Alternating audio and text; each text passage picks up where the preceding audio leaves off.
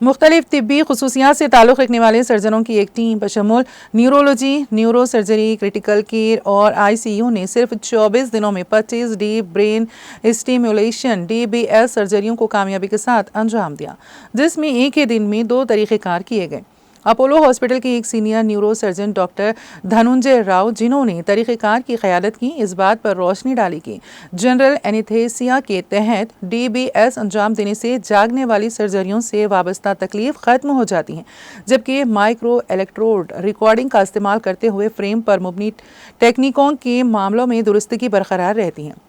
Apollo hospital DBS طریقہ کار کی درستگی کو بڑھانے کے لیے AI سے چلنے والی ٹیکنالوجی، دماغی کمپیوٹر انٹرفیسز اور مریض کے لیے مخصوص مائکرومیٹرک ٹارگیٹنگ کا بھی استعمال کرتے ہیں۔ Doctor Subba Reddy, critical care specialist اور نیورو انٹینسیوسٹ، اور doctor Ravinder Babu, director medical service, Apollo hospitals نے کہا ہے کہ